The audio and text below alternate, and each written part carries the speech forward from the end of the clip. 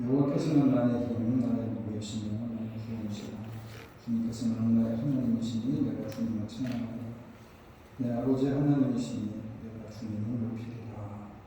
아멘.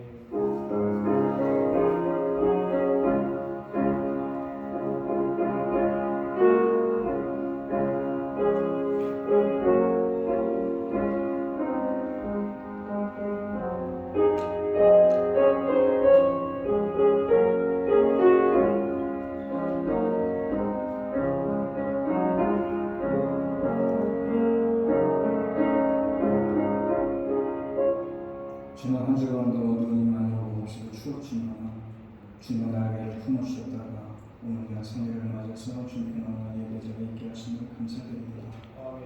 이 시간 우리가 마음으로 정성을 모아서 신령한 심정으로 주님 앞에 나와싸우니 드리는 예배를 주님 받아주시고 찾아온 신령들에게 주님의 은혜가 덧입혀지는 귀하고 복된 예배가 되게 하여 주셔서 예수님 이름으로 기도드립니다. 23절입니다.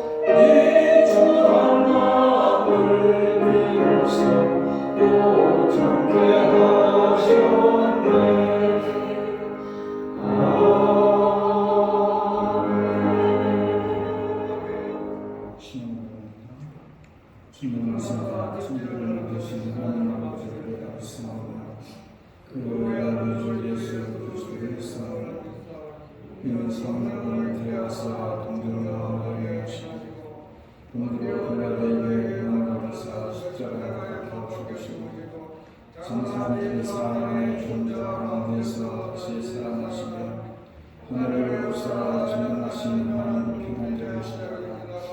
주로서 산자와 죽은 자를 심판하러 오시리라. 성도를 사하며 거룩한 공예와 성도와서 고통하는 것과 죄를 사하여 주시는 것과 몸에 다시 사는 것과 영원히 사는 것을 사랑합니다. 우선 인사합시다. 세워주셨습니다.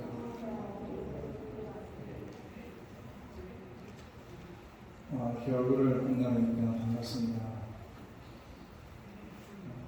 우리 한종의 집사님들은 샌디에고 오셨고 몇 분이 지금 흩어집니다. 결과가 일어나서 반갑습니다. 광고는 특별한 건 없습니다. 이 컨텍스트는 혹시 아직 하지 못한 분이 있으면 서류를 소장분이 말씀하시면 드리면서 마음을 드리도록 하고, 혹시 또 차질이 있고 금액에 좀 차이가 있으면 언제든지 문의를 하시면 동정을 드리도록 하겠습니다. 불편하시더라도 번호 주소를 잘 지켜주면 고맙겠습니다. 435장 찬양 말씀을 드리겠습니다.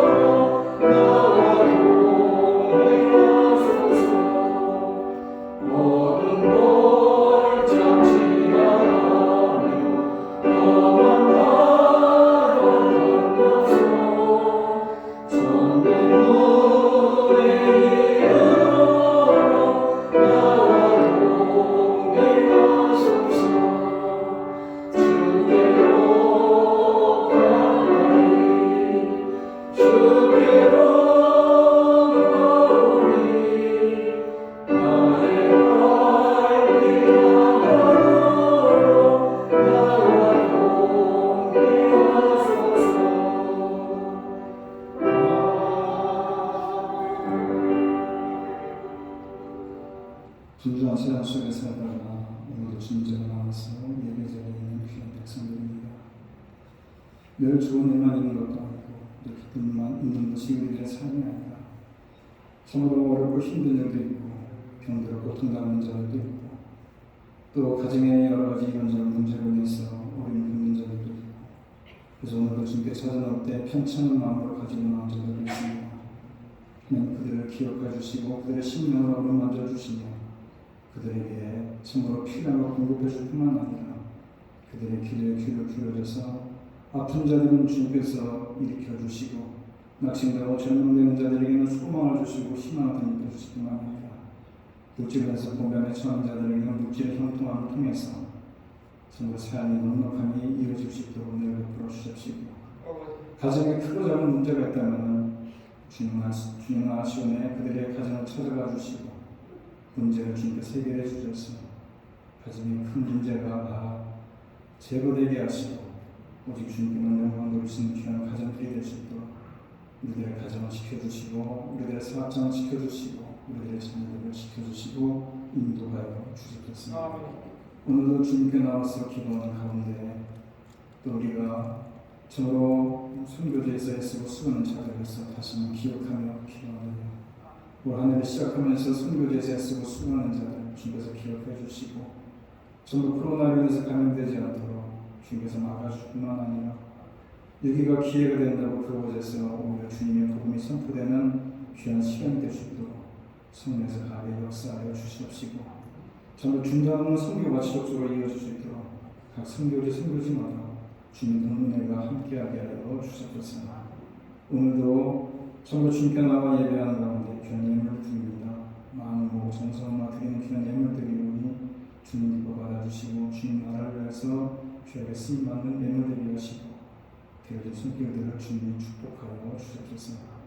특별히 교육부서를 주께서 기억해 주시고 이 신령들이 오늘도 주님의 말씀으로 양육되고 있는 가운데 있사오니 그들이 참으로 어려서부터 말씀으로 잘 양육이 되어서 훗날 믿음의 거목들이 되게 하시고 세상에 참으로 큰 이바지하는 주님의 일꾼들이 될 수 있도록 우리 귀한 주일학교 어린 신령들을 기억해 주시고 그들을 주님 붙잡아 주시고 믿음으로 덧입혀 주시옵소서. 오늘도 예배하는 귀한 시간을 통해서 우리 하나님을 만나며 세면 음성의 귀를 기울이며 오늘도 은혜 받고 돌아가는 복된 예배 되기를 간절히 바라고 예수님의 이름으로 기도드립니다. 아멘. 성가 38장입니다.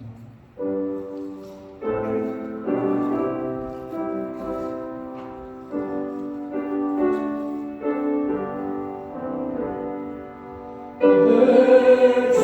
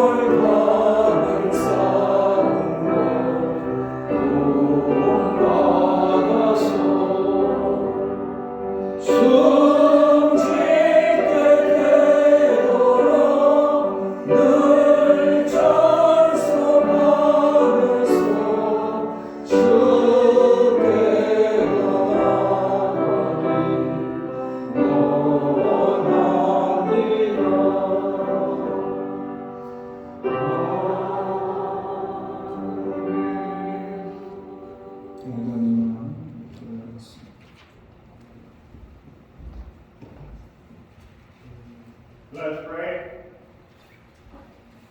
Heavenly Father, you have commissioned us to be witnesses, taking the gospel of our Lord Jesus Christ into all the world. Help us first and foremost to be faithful evangelists right where we are. Make us effective heralds of your truth, beginning in our own families and neighborhoods, then extend our testimony in accordance with your plan, even if that takes us to the uttermost parts of the world. It is obvious that no one can put faith on display without works. Our Lord himself taught that every tree is known by its own fruit. And we cannot rightly claim a faith that saves when there is no evidence of regeneration, conversion, transformation, or sanctification. In a sense, the view from outside can be telling of what is inside, and those who have been justified will act justly. Let us confess that we are not perfectly just. We are fallen, error-prone, sinful creatures. And yet, Lord, you have justified us completely and instantaneously by imputing us to be perfect righteousness. You credited us with merit that is not our own. Christ owns spotless righteousness by faith. But you don't count our transgressions against us. And on the basis you have declared us altogether just. Our reconciliation is complete. We are peaceful at peace with you. And we have no condemnation in time or eternity. But you do not stop with our justification. You did not merely forgive us and give us a right standing. You also made us new creatures. And how grateful we are for the total transformation of the inner man that has changed and is still changing. Our desires, our attitudes, our speech and action. By the indwelling of the Holy Spirit, we have not only a new desire for holiness, but we also have new desire and power to pursue godly lives. The Spirit has given us new life, and He has placed a deep, sincere love in our hearts for you and for our fellow believers. That love naturally manifests itself by your grace. And you give still more grace. Though you must resist the proud, you multiply grace to be humble. And help us therefore to be humble, submissive, resistance to the wiles of Satan and lure of this world.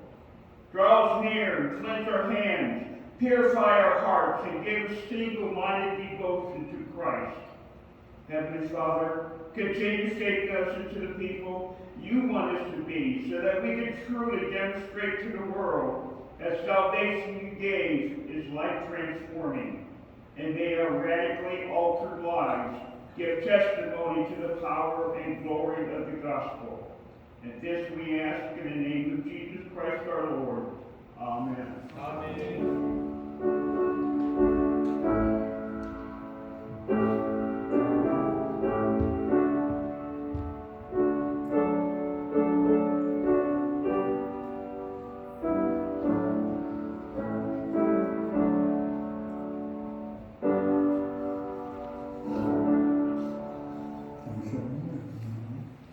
오늘 말씀은 출애굽기 17장입니다.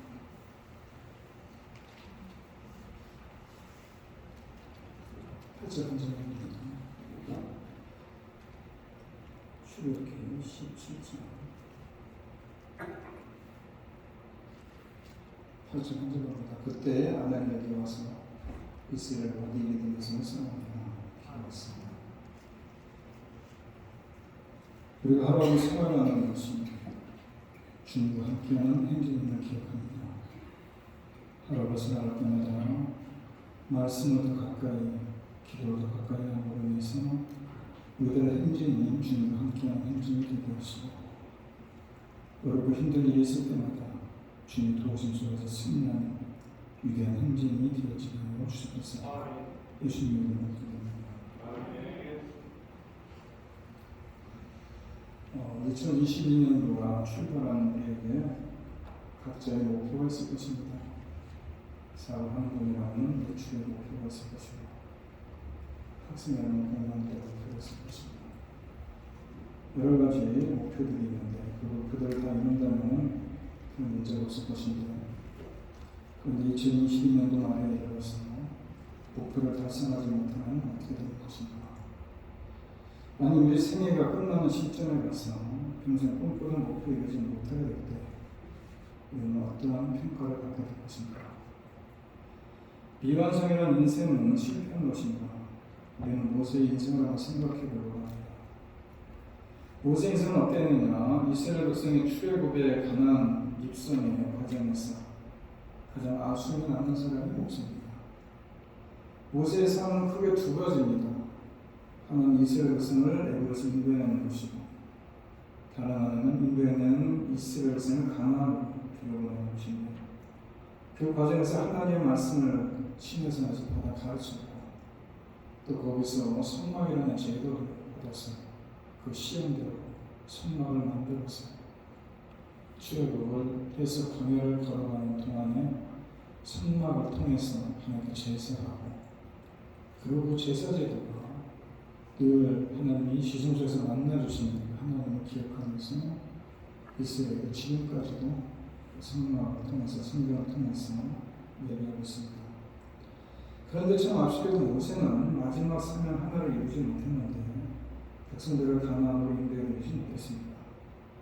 그는 가나안 땅이 바라 보이는 요단강가 보아 평지에서 마지막 설교를 하지 않습니까? 그 설교가 신명기인데, 그리고는 비스가산 꼭대기에서 하나님의 부르심을 했습니다. 모세는 거기까지만 했습니다. 백성을 가나안으로 인도하는 것이 목표였다고 본다면 모세의 인생은 어떻게 보면 미완성이라고 할 수 있습니다. 그래서 하나님께서는 미완성인 모세의 인생을 어떻게 평가하시느냐?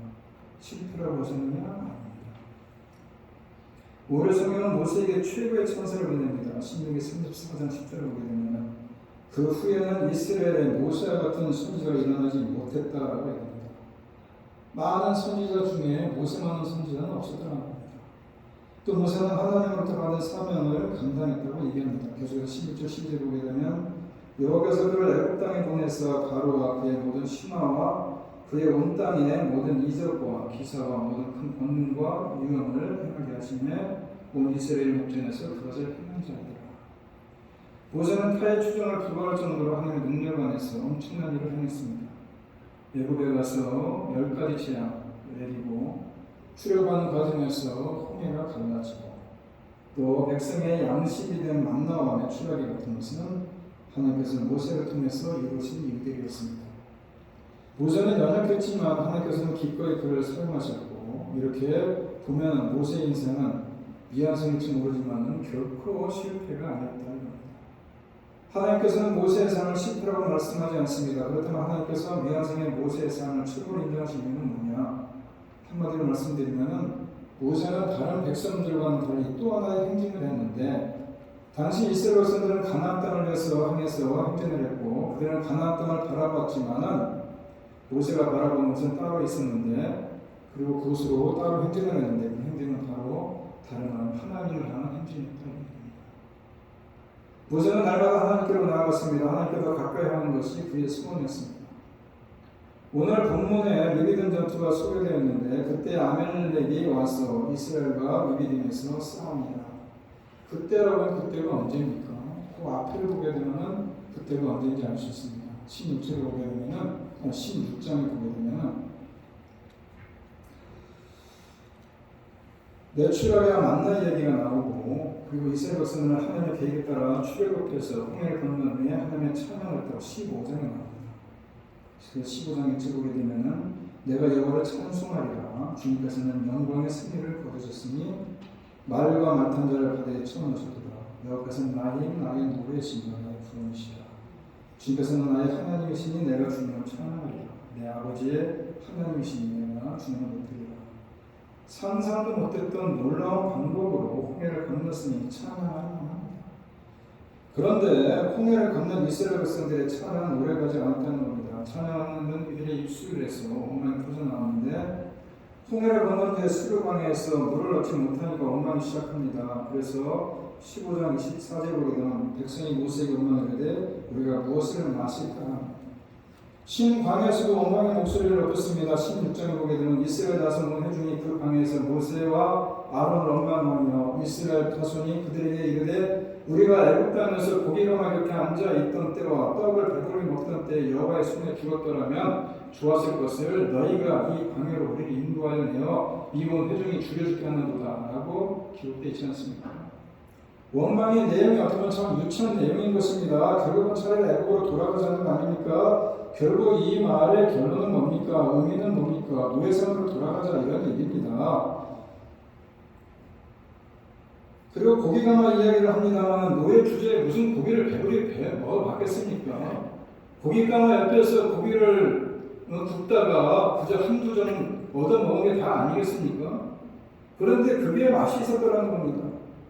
그게 중요한 이야기인데 지금 이스라엘의 원망은 과거 지향적인 것입니다. 그리고 가끔 옛날로 돌아가서 많이 생각하지 않습니까? 그때가 참 좋았는데 이 지나간 감성에 빠져 현실을 보지 못하거나 미래를 생각하지 못한다는 거기에 문제가 있는 겁니다. 완전히 단절되어야 될 과거는 단절해야 되는 것이고 도움이 되지 못하는 과거는 결별할 수 있어야 되는 것이고 성공했든지 실패했든지 어차피 돌아올 수 없는 과거일 뿐 아닙니까? 그래서 중요한 것은 과거에 대한 해석의 차이라는 것입니다. 어떤 사람은 항상 오늘이 어제보다 낫고 또 어제보다 작년보다 올해가 낫다고 생각하는 사람이 있는데 이 사람은 대체로 범죄에 감사하는 사람들입니다. 반대로 어떤 사람은 항상 과거가 오늘보다 낫다고 생각하는 사람이 있다는 것입니다. 그런데 사실 그렇지 않습니다. 그때는 그런 대로 죽을 지경 아니겠습니까? 과거 돌아보면서 그때가 좋았다고 말은 하지만 참 죽을 지경에 그 어렵고 힘든 시절을 보낸 거 아니겠습니까? 그렇게 살아놓고는 이제 와서 그때가 나았다고 생각하고 싶은 것입니다.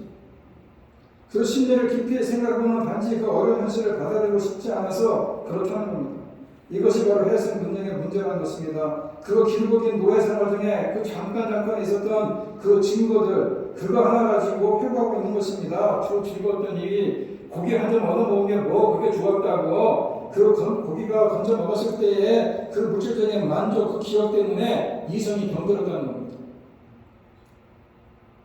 애굽에서 노예 생활하는 이 고기 한 점 두 점 얻어먹는 것에 만족하기보다는 내가 차라리 굶어 죽어도 내가 광야에서 자유인으로 살겠다라고 고백을 하는 사람이라면 원망하겠습니까? 그런 사람이라면 하나님이 얼마나 기뻐하는 사람이겠습니까? 어쩌다가 이스라엘이 이 지경까지 됐습니까? 리비딤에 이르렀을 때 또 그랬습니다. 마실 물이 없다고 원망했는데 그 순이 다툼에 이르렀고 심지어는 하나님을 시험하는 단계까지 이르렀다고 출애굽기 17장 오늘 앞에 1절 2절에 나오는 얘기입니다. 백성들의 불만이 얼마나 극심했는지 모세는 하나님께 이렇게 토로합니다. 토로한다는 게 뭡니까? 많은 걸 다 뱉어내서 얘기하는 건데 하나님 이거 어떻게 됩니까? 저 사람들이 나라를 이렇게 돌로 쳐서 죽이려고 합니다. 이렇게 얘기합니다. 하나님의 형편이 어려워진 사람들은 하나님이 그동안 베푸신 은혜를 완전히 잊어버립니다. 형편이 어려운 사람들은. 그들이 어렸을 때 하나님이 가만히 계셨습니까? 홍해가 앞에 걸렸을 때 가만히 놔뒀습니까? 홍해바다를 갈라주지 않습니까? 마라에서 쓴물이 나왔을 때 강으로 바꿔주지 않습니까? 배고픈 그들에게 만나와 메추라기를 먹여주지 않습니까? 예비된 광야에서도 반석에 물이 나오게 하지 않습니까? 그들은 순간순간 하나님의 은혜와 자비를 시험했음에도 불구하고 체험했음에도 불구하고 어려움을 당하면 하나님 원망합니다. 하나님을 이 은혜를 잊어버리고 원망하기 시작하면 하나님과 멀어지는 겁니다. 사실 미디안 광야의 모래바람 속에서 40년을 살고 그의 나이가 80세가 된 노인이 될 때까지 모세의 마음은 애굽으로 항상 항복했지 않았겠습니까? 꿈에도 그리워하는 게 애굽 아니겠어요? 모래바람 뒤집어 쓰면서 그저 양이나 치우는 그런 목동이 아니라 애굽에서 왕자로서의 호시보이고 시간을 하면서 부귀영화를 누렸던 그 모세 아닙니까? 40년 동안 꿈속에서도 그렸던 그 애굽을 향해서 그의 마음이 늘 그쪽을 향해 있지 않았겠습니까? 미디안 40년의 광야 생활 동안에 그런데 그가 언제 그것을 돌이켰었느냐? 그가 가시떨보에서 딸기나무에서 둘이 붙어서 정말 불이 꺼지지 않는 그곳에서 하나님을 만나고 하나님 그를 만나주시고 그에게 사명을 주시지 않습니까? 그리고 내가 너의 하나님이 되어주신다고 말씀합니다. 그때 애굽을 향하던 그의 마음이 하나님께로 돌아선 것이고 애굽은 그에게 있어서 진정 아무런 의미도 주지 못한 그런 애굽이라는 것을 기억하게 만들고 그리고 하나님께서는 애굽이란 그리워하고 돌아가고 다시금 행진해야 될 것이 아니라 이제는 그곳에서 이스라엘 백성을 끌어내서 가나안으로 끌고 가기 위해서 행진하기 위해서 그곳을 나와야 될 것이 애굽이라는 것을 보여준 것이 바로 하나님이 모세를 만나서 이루어진 일 아닙니까? 그래서 모세를 그 기록으로 부르지 않습니까? 그 모세는 하나님만 바라보고 하나님께로 가까이 나가지 않습니까? 그날 하나님 향한 모세의 행동이 평생 계속되지 않습니까? 그날 하나님께 나가서 하나님과 대화하지 않습니까? 하나님께서 수시로 그에게 말씀하고 모세는 수시로 그 말씀을 들었고 율법과 말씀과 성막을 만드는 그 시간을 말씀하신 그 시내산에서 그 만났던 그 하나님의 관계 참으로 그 누구의 그 무엇을 감회도 받지 않고 만났던 그 하나님과의 만남 그 시간이 엄청난 황홀한 시간 아니었겠습니까? 그 하나님께로 가까이 가는 것은 모세에게 가장 익숙한 일이 되었다는 겁니다. 우리가 하나님께로 행진해야 되는 것이고 아침에 눈을 뜨면 제일 먼저 우리 하나님께 마음을 드려야 되는 것이고 바쁜 중에도 하나님 묵상해야 되는 것이고 일상의 삶을 하나님께 맡겨야 되는 것이고 마음을 기울여서 시간마다 기도해야 되는 것이고 그런데 하나님과의 거리가 좁혀지는 것이고 하나님께 가까이 가는 것입니다. 그래서 모세처럼 하나님과 대면할 소원을 가질 수 있다는 겁니다. 사실 하나님의 은혜를 충분히 누리며 살아도 불평하고 원망하면 하나님과 거리가 멀어지게 되어 있습니다. 하나님과 멀어져 있는 그때가 이스라엘이 아말렉의 공격을 받는 때입니다. 본문에 그때라는 말이 나옵니다. 그때에 아말렉은 원망으로 가득 찬 이스라엘이 분열되었음을 알고 그 약점을 파고 공략하지 않습니까? 아말렉이 사실은 오랜 기간 이스라엘과 적대 관계였는데 이스라엘 역사를 보면 아말렉은 하나님의 백성 이스라엘을 귀찮게 하지 않습니까? 신앙생활은 우리도 마찬가지입니다. 늘 영적으로 전쟁을 치는 겁니다. 우리가 하나님의 말씀 앞에 있으려고 하지만 사탄은 우리를 귀찮게 하고 고달프게 만들고 길을 가고 막지 않습니까? 에베소 6장 10절에 보면 우리의 싸움은 혈과 육의 싸움이 아니라 권세자들과 하늘에 있는 악한 영들과의 싸움이다 이렇게 말씀하는 것처럼 사단은 주변 사람들을 이용해서 우리의 마음을 상하게 만들고 일터에서 가정에서 그리고 열심히 믿음 생활하고 하는 기분을 빠지게 만들지 않습니까?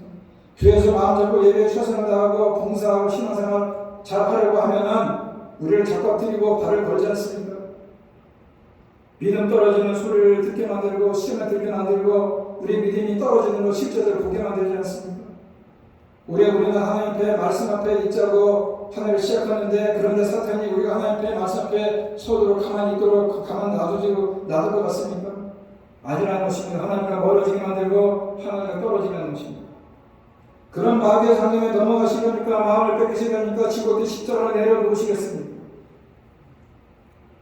우리는 승리해야 된다는 것입니다. 우리는 아말렉이 언제 이스라엘을 공격했는지 알아야 되는 겁니다. 하나님의 은혜를 잊고 불평과 불만, 원망이 가득 찬 그때의 공격을 받지 않습니까? 아무리 잘 조직이 되고 훈련된 군이라도 불평, 불만이 많으면 저걸 이길 수 없는 겁니다. 투덜거리면서 기운을 빼앗기기 마련 아닙니까? 말이 많으면 그 입으로 기운이 빠지게 되어 있습니다. 말 많은 사람이 일을 잘하는 거 보셨습니까? 말하느라 지쳐서 일을 못한다는 겁니다. 반대로 일을 잘하는 사람은 일하느라 바빠서 말할 틈이 없다는 겁니다. 아말렉이 누구를 공격했는지 잘 보십시오. 아말렉이 피곤해 지쳐 뒤에 떨어진 약한 자를 공격했다고 신명기 25장 17절에 얘기합니다. 너는 애굽에서 나오는 길에 아말렉이 내게 행하기를 기억하라. 그들이 너를 길에서 만나 내가 피곤할 그때에 내 뒤에서 떨어진 약한 자들을 쳤고 오라고 말씀하는데 이 말씀을 메시지 성경으로 읽으면은 그들은 여러분이 지쳐서 한 발짝도 더 내딛지 못할 때에 여러분 뒤에 쳐진 사람들을 무자비하게 베어 죽이고 하나님만을 무시했다 이렇게 기록되어 있습니다. 불평과 원망이 가득한 사람이 가는 방향길이 발걸음이 가볍겠습니까?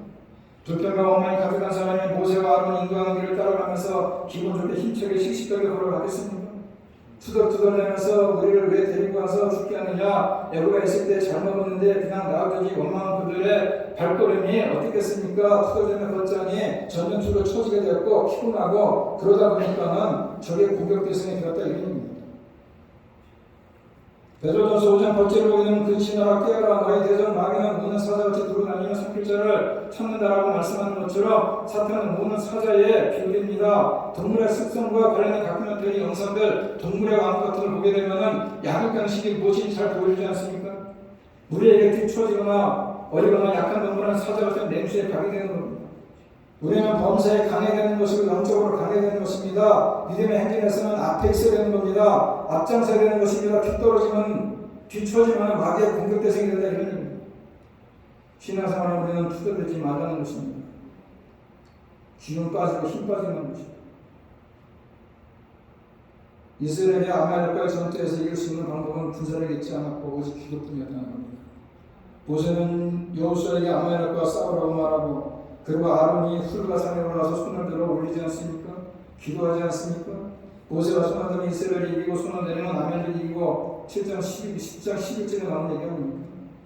전쟁의 승패는 기도하는 모세의 손에 달려있었다는 겁니다. 기도의 손이 올라가면 이스라엘이 이기고 기도하는 모세의 손이 내려가면은 아말렉이 이기고 전쟁이 이기고 지는 것이 결정되지 않습니까? 최전방은 칼 들고 싸우는 전쟁이 아니라 산에서 기도하는 모세의 손이 최전방이다. 우리도 기도의 손을 들어야 되는 것입니다. 다른 사람을 기도해줘야 되는 것입니다. 전쟁 더딘 세상 속에 살아가면서 전쟁 같은 삶을 사는 남편과 아내와 자식을 위해서 기도해주라는 겁니다. 여러분이 누굴 위해 기도하십니까? 의무적이라도 억지로라도 기도해야 되는 겁니다. 나를 위해서 기도하는 사람이 몇 명이나 되겠습니까? 한번 생각해 봤습니다. 우리는 불평하고 불만스러운 일을 그런 말을 토해내기보다는 기도의 소리를 내야 된다는 말씀인 것이고 하나님은 들어올린 기도의 손을 보고 응답해 주신다 이런 얘기입니다. 아말렉과의 전투가 길어지니까 나이 많은 모세의 손이 내려가지 않습니까? 그때 모세의 손은 아론과 홀의 모세의 손을 붙들어 올려주지 않습니까? 하나님이 불러서 일을 맡기신 모세도 도움이 필요했습니다. 하물며 우리는 당연히 도움이 필요한 사람들 아닙니까? 기도의 도움을 받아야 되는 것이고 기도로 도와줘야 되는 것입니다. 힘이 되어야 되는 건데 가끔 힘 빼는 말을 하는 분이 있는데 그러지 말라는 것입니다. 사단은 우리의 약점을 잘 알고 있습니다. 우리도 사탄의 약점을 잘 알고 있습니다. 사단의 약점이 뭡니까? 사단이 가장 싫어하는 것은 우리가 기도하는 것입니다. 우리가 기도하는 것을 사탄이 제일 싫어하기 때문에 우리가 기도하지 못하도록 우리의 수단과 방법을 모든 수단과 방법을 동원하지 않습니다. 모세와 손으로 기도할 때 전투에서 이겼듯이 우리도 기도의 손을 들어야 되는 것입니다. 신명기 4장 7절을 보게 되면 우리 하나님 여호와께서 우리가 그에게 기도할 때마다 우리에게 가까이 하심과 같이 그 신이 가까이 하면 얻는 큰 나라가 어디있느냐. 기도하면 하나님이 우리가 가까이 하신다는 겁니다. 하나님 앞에 있게 되는 것입니다. 기도할 때에 하나님의 거리가 가까워진다는 겁니다. 야고보서 4장 7절을 보게 되면은 그러니 마귀를 대적하라 하나님을 가까이 하라 그러면 너희를 가까이 하십니다. 시편 73편에서도 하나님께 가까이 함이 내게 복이다라고 말씀합니다. 우리에게는 사탄 마귀와 싸워 이길 힘이 없습니다. 그러나 우리가 기도하면 하나님과 가까이 있게 되면 하나님께서 이기게 하신다는 겁니다. 사단을 이기는 방법은 하나님께 가까이 나가는 것, 하나님의 안으로 들어가는 것뿐입니다. 모세도 하나님께로 행진함으로써 그를 괴롭히는 모든 문제를 이길 수 있었습니다. 애고의 바로왕과 신하들과 막강한 군사력을 극복하고 출애굽하는 것은 결코 쉽지 않은 일입니다. 황량한 광야를 통과해서 가나안으로 나가는 것 역시 쉽지 않습니다. 백성은 계속해서 모세를 원망하고 소리질러대고 심지어 모세를 죽이라고 한 적도 있습니다. 더군다나 견디기 어려운 것은 같은 부모에게서 출생한 누이 미리암과 형 아론이 그를 죽이려고 하지 않습니다. 미리암과 아론은 모세에게 권위가 집중되는 것이 시기했고 그래서 자기들도 하나님의 선지자라고 웃게 되면서 권위를 나눠줄 것을 요구하지 않습니까? 게다가 전쟁도 치러야 되는 것이고 너무도 힘들어서 하나님과 원망하며 풀어주기로 했습니다. 그런데 이런 많은 고통을 어떻게 극복할 수 있었느냐? 하나님께 행진함으로 극복할 수 있었다 이런 얘기입니다. 여러분 기도로 날마다 하나님께 가까이 나아가십시오. 하나님의 안으로 들어가서 하나님 안에 거하십시오. 가나안의 입성보다 더 중요한 것은 하나님 안에 들어가는 것입니다. 날마다 하나님께로 가까이 갈 때에 우리를 우리를 곤혹스럽게 하는 모든 어려운 문제와 여러 가지 시험거리가 우리들 앞에 사라질 것이고 장애물이 거쳐질 것이고 어려운 문제 속에 우리가 시험을 이길 수 있을 거라는 것입니다. 원망과 불평과 갈등과 분노와 실패와 좌절과 욕망과 교만을 극복할 수 있을 거라는 것입니다. 하나님께로 가까이 나아올 때에 하나님의 피가 나서 모든 더러운 것이 다 녹아 사라질 것입니다. 그러므로 가난으로 행진하는 것보다 1000배만 더 중요한 것은 하나님께로 행진하는 것입니다. 우리 모두가 하나님께로 가까이 나아가는 선한 도구가 되기 원합니다. 그리고 무엇보다 중요한 것은 하나님께서 우리 인생을 평가하는 기준은 가난을 얻었느냐, 가난에 들어갔느냐, 못 들어갔느냐가 아니라 모세는 가난에 들어가지 못했지만 그러나 최고의 찬사를 받은 인생을 살았던 것처럼 하나님께서 인생을 평가하는 가장 큰 기준은 가난을 얻었느냐 그 여부가 아니라 그가 가난으로 가는 과정 속에서 하나님과 함께 행진했느냐가 더 중요한 것입니다. 비록 가난이라는 목표에 도달하지는 못해도 날마다 하나님 향해 행진하는 삶을 살았다면 그 자체로 성공한 것입니다. 비록 우리가 2022년도 말에 목표를 이루지 못해도 365일 매일 하나님을 향해서 가까이 나아가는 삶을 산다면 우리는 성공하는 것입니다. 자칫 하나님을 도외시한 채 모르고 가도 손만 가면 된다고 생각하고 꽁 잡는 게 매라는 식으로 넓은 인생을 살아가지 마십시오. 그 모든 과정에서 우리 모두 오늘 우리가 찬송한 것처럼 내 주를 가까이 함이 어렵고 힘들지만은 그것을 찬송하면서 하나님께로 행진하기를 간절히 소원합니다. 여러분, 우리는 주님과 함께 천국으로 가는 위대한 행진을 하고 있습니다. 우리는 예수님의 십자가 대속의 의미가 무엇인지를 알고 있고 또 성령의 축복도 우리가 믿고 있고 그 은혜를 받아들이면서 위대한 행진을 하게 된다면 우리는 승리할 수 있다는 것입니다. 우리 모두가 주님이 부르시는 이 마지막 그날까지 영원한 하나님 나라에 들어갈 때까지 날마다 성령님과 동행하시면서 위대한 행진을 계속 해나가십시오. 올 한 해 그리고 일평생 위대한 행진에서 승리하는 참된 성도님들이 되기를 간절히 바랍니다. 다 같이 하나님께 찬양을 바랍니다. 우리가 살아가는 하루하루가 주님과 함께 동행하는 삶인 것입니다. 주님과 하루하루 걸어가는 길이 주님과 함께 가는 행진이라고 생각하십시오.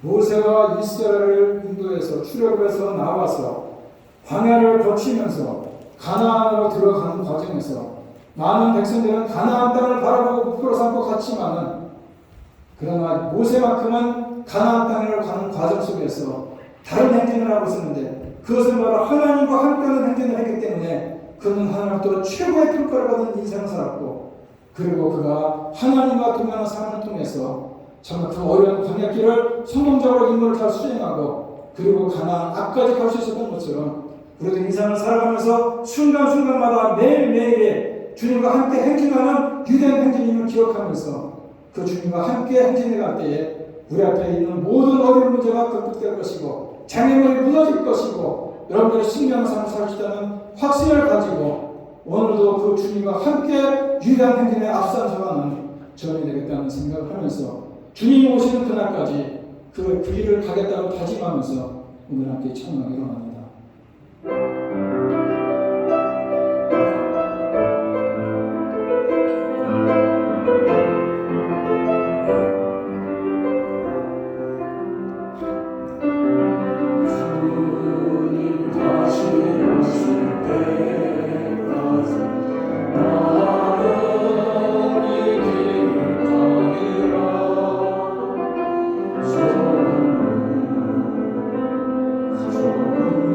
주님